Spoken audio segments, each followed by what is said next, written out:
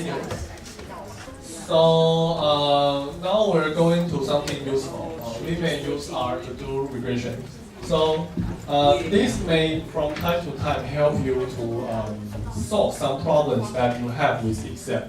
Okay, as I mentioned in the beginning of this lecture, if you want to use Excel to do regression, you have the limit that you cannot have more than 16 independent variables. Okay, so if you really want to have more than 16 independent variables, maybe in your final project or something, R is an option. Okay, so because it's already late, so I'm going to just demonstrate how to do that. And you have the code, you have the foundation, so at least you may try it at home. So I'm going to do all the things I did last time about bike rental. So I'm going to later first prepare my data file, bike.txt. And for this, again, I need to do some copy and paste from Excel. So let me do it now.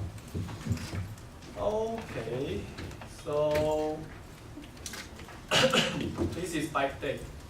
I'm going to select everything, copy everything, and then go to my work directory, and then start a new text file. Call it bike date.txt, and paste everything, save, and then close. Okay, and then I go back to my R program. Because I already have all my scripts there, so I'm going to just select all of them. I'm going to paste them into my R environment here.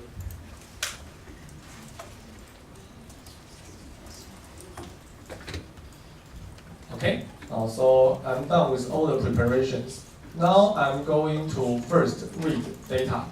So if I read data, okay, nothing is wrong. So I already got that data file B. So now B is sorry, B is a data frame. If I take a look at the head, so here it says that I have instant, date, year, season, month, holiday, all the values that you are familiar with. Okay, or I may try their mean. Okay, so this means for all the 2 years, the daily average of CNT is about 4,500. Okay, I may try correlation coefficient for temperature and the count. And we already know that there is a high positive correlation, so that's why we get about 60%. Or we get a histogram here. Okay, so this is to get the histogram for CNT in the past 2 years. And we get this automatically, where we see, seems to be somewhat normal. We have a peak at the center, and the extreme values are uneasy to be observed, and so on and so on and so on. So these are some basic things that we may do. Okay, and then here are something new. Where is it? Okay, I'm going to try this. I'm going to try pairs and pairs. So let's see what's this.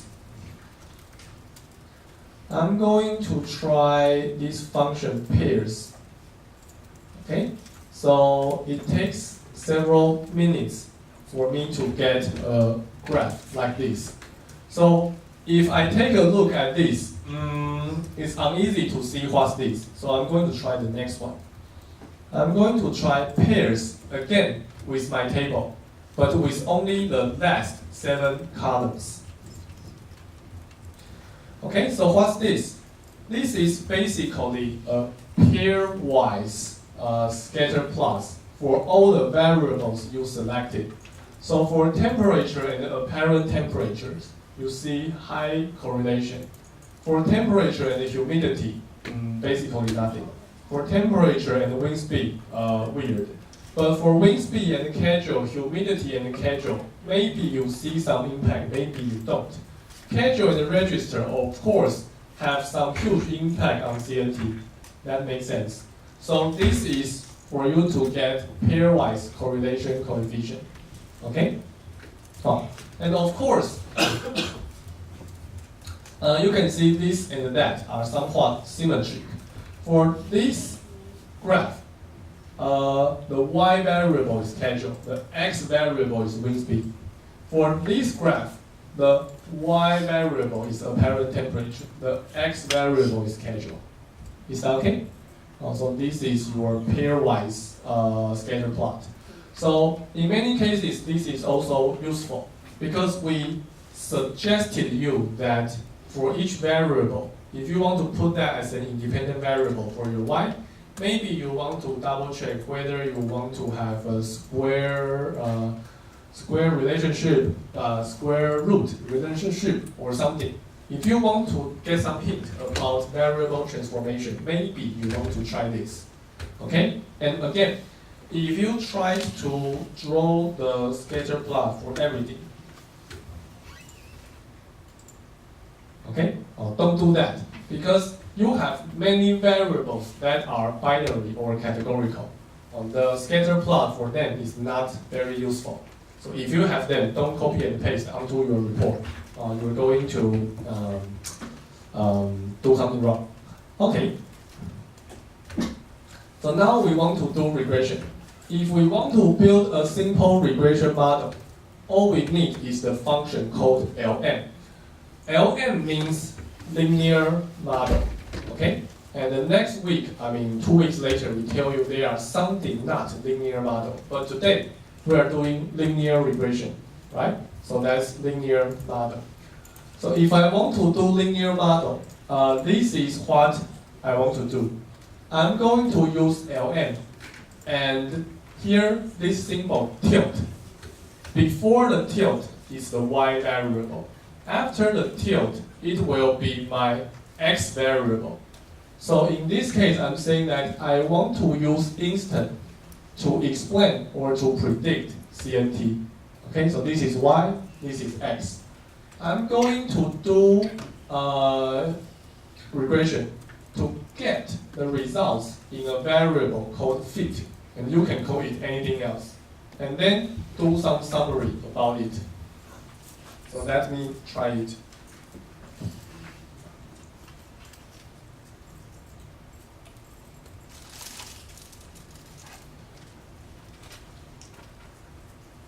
Okay, so in many cases, you want to select several lines and do them together.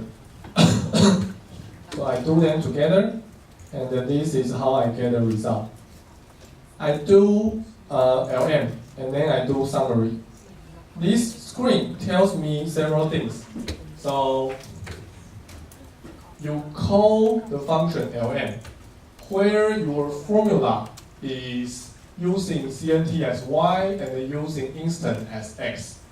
And then you have some measurements about your residuals. Residuals are the things that when you do estimation, you have the true value and the estimated values. The difference is your residual. So when you have 741 values, you have 741 residuals. Okay, because for each day, your formula is going to give you a predicted value. And there are some mismatch between the predicted value and the true value. And then what's important is here. You have coefficients, and you see something that is very similar. Okay? If you did for example, if you did case study 2 by running 100 different regression models, every time when you use Excel to do that, you see a table like this, right? You see intercept, and all the x variables you select with 4 columns. In Excel, this is called coefficient. So that's coefficient. Here is estimate, but anyway, that's the same. And then you have standard error, you have t-value, and a column p-value. In Excel, you have something else, but we never use them. So this is basically all the information you need when you do regression. And then here, you even have some decorations. If you see an extremely significant variable, you see 3 stars, or you see 2 stars, 1 star, or a dot. So if your p-value is within 0 and 0.001, you get 3 stars here. Or if it's between 0.1% to 1%, you get 2 stars. So this is a little bit hard to read, but this says the p-value is less than 2 to the power of 10 and 2 times 10 to the power of negative 16. Anyway, it's very small. Okay, so you read the coefficients. Coefficient is 2000 and whatever, 5.7 whatever. P-values are very small. So lastly, you need your R squared. Your R squared is here. Okay, your R squared is about 40%, and your adjusted R squared is about 40%. So you can read all the critical values you need in this regression table. Is that okay? Yeah. So by doing that, basically, you can use one variable to be your independent variable. So maybe you want to have more. If you want more, you just need to use the plus sign to get more variables. Okay? So this is an example. I use instant and the working day and the temperature. I plus them, and in the LM function, that means I have 3 independent variables. So that's why I'm going to get a report with 3 variables here. For each variable, I can read the estimate or coefficients, and I can read their p-values. For this particular model, look good, even though for working day, the p-value is not very small, but still it's good. Okay? So the R square is about 68%. It's also good. Is that okay? So you can use plus. And then sometimes you want to do interaction. You want to multiply 2 variables and put them into a regression model. In this case, if you are using Excel, you need to manually create a new column and do some multiplication by yourself. But in R, you don't need to do that. You just replace that plus by a star.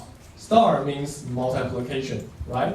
So here, you are saying that please give me instant, working day, temperature, and the working day times temperature. So that's why here you get 4 rows, okay? You get instant, working day, temperature, and the working day times temperature. In a regression report, if you see a column here, that means this term is the product of these 2 terms. Okay? So this is how you read the table. For instance, I have a positive impact. Working day, positive. And the working day 1 means we are working. So from holiday to working day, we expect an increase in daily rental by about 670. And then temperature is positive. So when the temperature becomes higher, we expect an increase. Or here we have a negative coefficient here. What does that mean? That means if today it is non-working, if today is a holiday, if today is non-working, then working day is 0. So we don't have this term. And then the impact of temperature is 157. If today it is a working day, then working day is 1. So the impact of temperature in a working day is the sum of these 2. So it's weaker. It's about 130 or something. Okay, which fits our intuition. If you need to work and then you ride bicycle, you need to ride bicycle whatever it is, sunny, holiday, or whatever. Okay, so that's how we interpret that product term. Is that okay? Yeah, if you know what is interaction in regression, basically this is just changing the software you use, and the report looks just the same. Okay, now is the most exciting thing, is that we may use qualitative variables in your regression model. So, what? I'm impressed. Okay, so let me first demonstrate what will happen if you do it wrong. So this is the wrong way. Maybe I want to use season, and because season in my original data is 1, 2, 3, 4.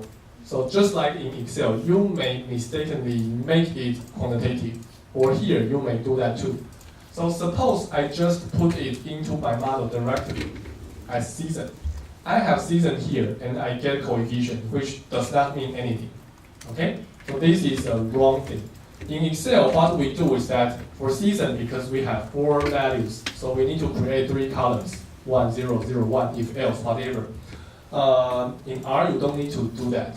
In R, all you need to do is to tell the program that, hey, this is a qualitative variable.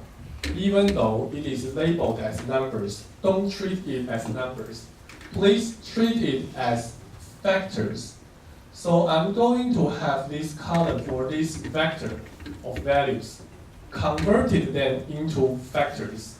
So you may assume that when R sees the function factor, it's going to convert all those numeric values into labels or into text.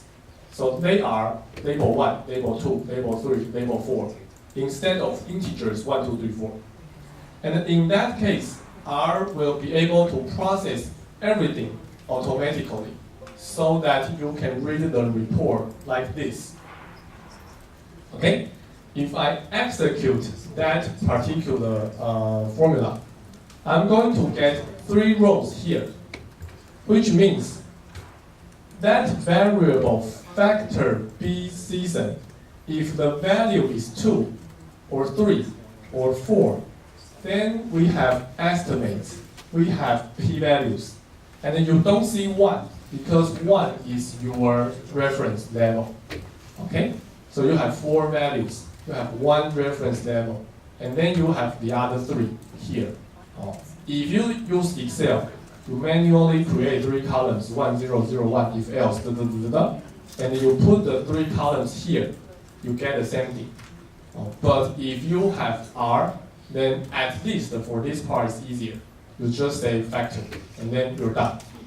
Okay? Or if in your original data set, it is not numbers, it is yes, no, it is spring, summer, fall, January, February, whatever. If it is already text then, or labels, then you don't need to tell them that this is factor. If you input anything non-numeric, it will be considered as factors directly. Okay, so let me try it very quickly.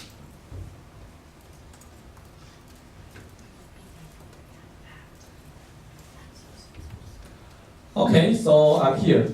I am trying to use this particular thing. I have instant, working day, times temperature, and I have factor, B, season. Okay, so as we mentioned, we can get this regression table. Okay, this is exactly what we got in that particular slide.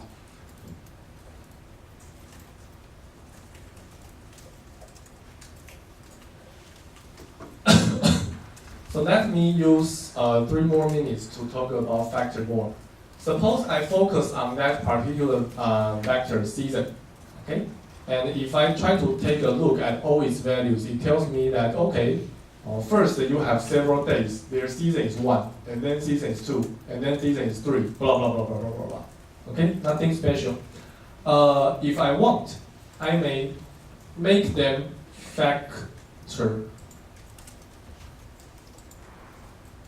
Okay, factor. If I do that, seems to be the same, because each value is still there. But at the end, you see that it tells you that you have 4 levels, 1, 2, 3, 4.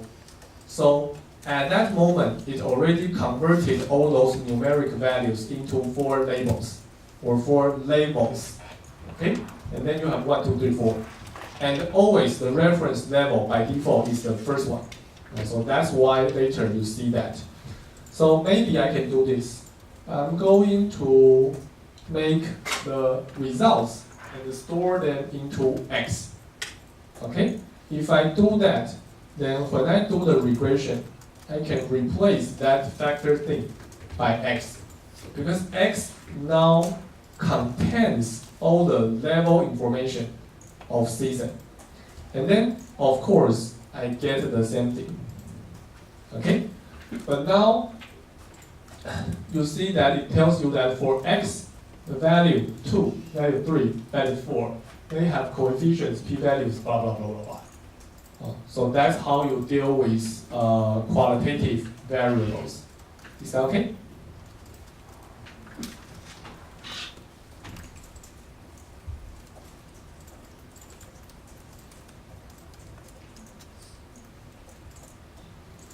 Or I may try this. I may try to use month as my indicator, as my categorical variable, and I put it into my regression model.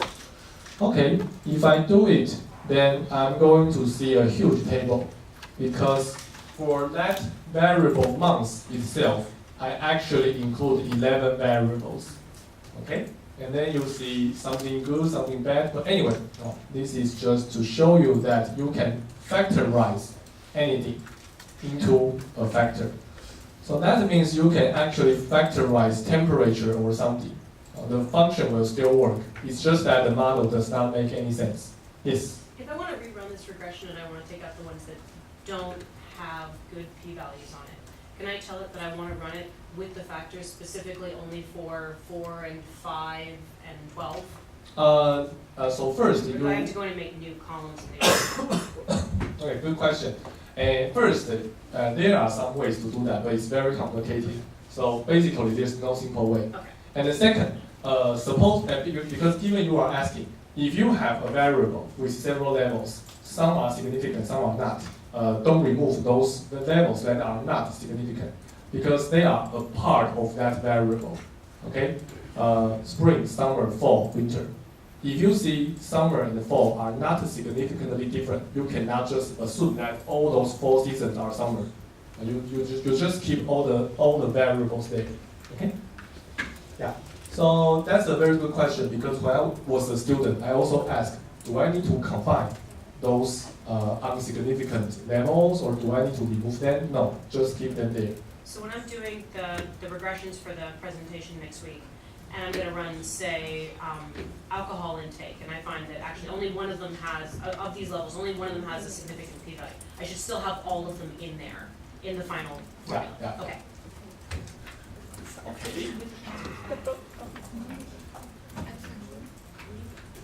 Okay, so yes. Yeah, and according to Lauren, I keep all of the variable in my regression model, but I cannot interpret, right? I can interpret only the one that p-value is less than 0.05. No, wait a moment. You include all the variables in your regression model, like this. Give me one moment. Okay, so here I have, I forgot, summer, fall, and winter. For example, no, spring, summer, and fall, whatever. Yeah. So suppose there's one thing that is not significant. So first, we need to still keep it. The interpretation that we can do is that for those days in season 3, they are not significantly higher or lower than those in season 1 with CNT. Okay? But for other levels, they have significant difference with level 1. It means that we cannot find the evidence to prove, right? Huh? It means that we cannot find the evidence to prove that, like, the one that is not significant. I would say you don't need to do that. Yeah. So when I put spring, summer, fall, and winter into a model, when I say there is a reference level spring, I am asking whether summer or fall or winter has any significant difference with my reference level. Okay? If one of them is, then I say, okay, this and that, yes. If one is not, I say this and that, no. Okay? Thank you. Okay. Okay. So if you have reference level, then you need to be able to change your reference level from time to time. So you can use this function, relevel. So let's try it. I have a variable. I factorize it So this is a factor variable. Okay, this is a factor variable. And then for a factor variable, I can say I want to relabel this guy and set the reference level to be this guy. And here I don't put 2, I put double quotation mark and 2. Because I know 2 is not a number, 2 is a label. And then after this, I have a result. That result should be put as another variable.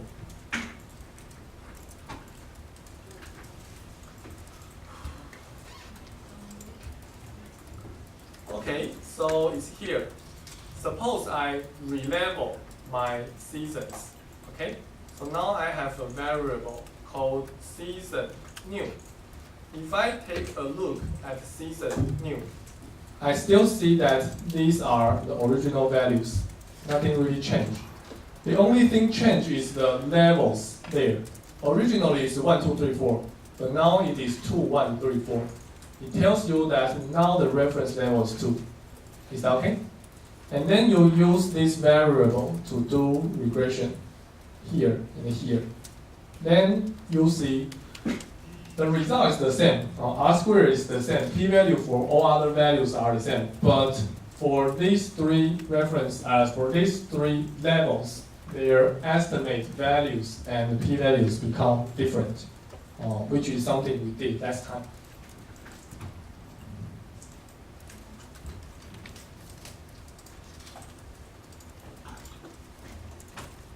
Okay, so that's something about changing the reference level.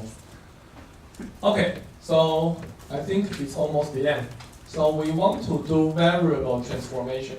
For transformation, now you have two ways.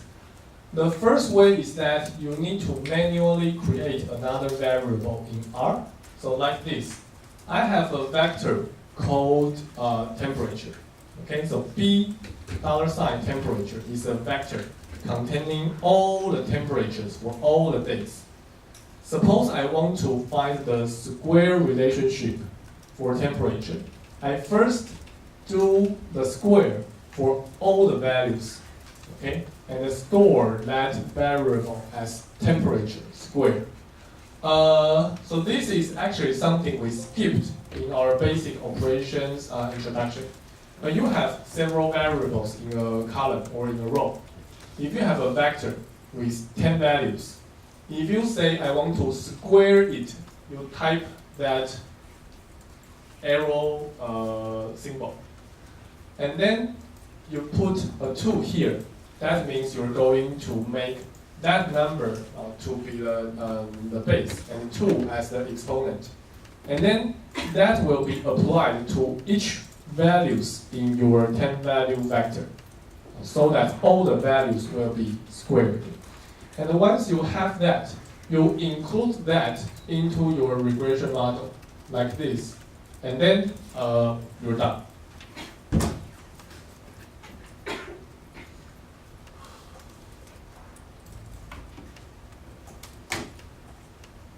So quickly, just want to quickly show you. If your x is 1, 2, 3, 4, then your x to the power of 2 will be 1, 4, 9, 16. Okay? Your x to the power of 5 will be something like that. Okay? So that just means you are trying to do some calculations that is applied to each element. So actually, if you have x, if you try x plus 5, again, it applies to each element one by one. So something like that. Okay, so coming back to our example, I manually create another vector called temperature square, put it into my regression model, and then do it. I can see, indeed, as we did last time, temperature has some negative impact on CNT if the weather is already hot. Okay. So there is method 2. If you don't like to create a new variable in R, you can, of course, manually create a new column in Excel.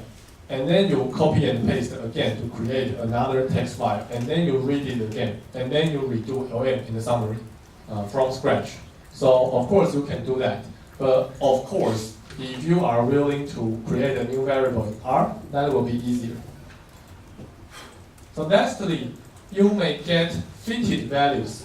So when we do LM, we have the outcome stored in a variable called fit, or whatever other values you name. For this particular value, we actually can read a lot of numbers from it. For example, if we do predict on it, we're going to get all the fitted values y hat. Y hat are those values that are calculated from your regression formula. Okay? So we use predict to get some ideas about what our formula is doing, and then maybe do some comparison with your original values.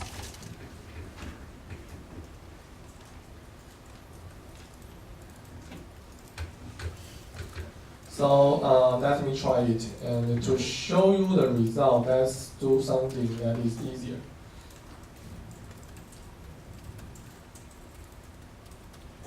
Okay, so first, here I do the very simple model, only use instant to fit my CNT. Okay, so now I want to use that predict function and put fit inside. This is going to give me a vector where all the values are the predicted values. Okay? And if I want to take a look at them, I may, for example, plot them. Okay? And then I get a line. Of course, because if I only use one variable to do linear regression, then my fitted values is just a trend line. So let's try this. Okay.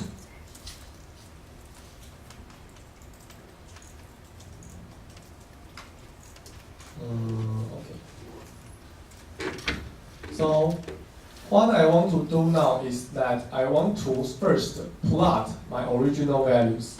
So I'm going to plot I'm going to input two vectors into this function.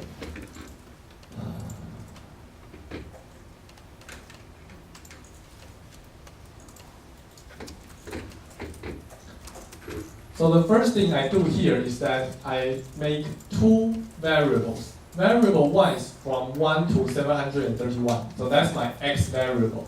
Or you may just put $B instant there. That's the same. And then $B CNT is my true values. So this is the trend that we observed in the past. Okay, so that's the scatter plot.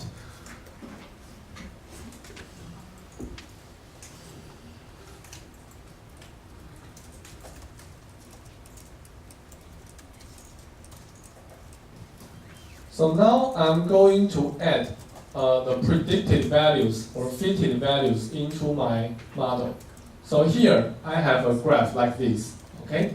And what I want is to add another variable into the graph.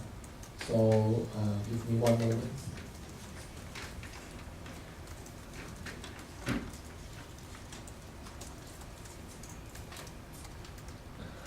Okay, and here I'm using another function called points. Okay, when I do points, that means keep my original plot there and add new points onto it. Okay, if I do plot again, then I'm going to remove the original graph and make a new one. Then the two sets of values cannot be put together. So if I execute it, I see that trend line, which is exactly the trend line you have. Okay, and of course you don't want to have them in the same color. So maybe you say, okay, I want to have a different color.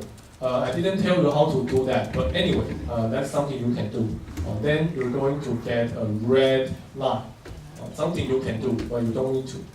So let's try what I have in this way.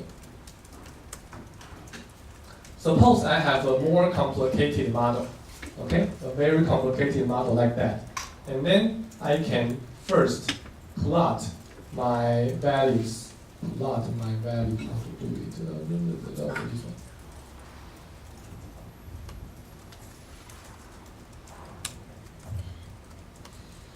one. Okay, I first plot all my CNT values like this.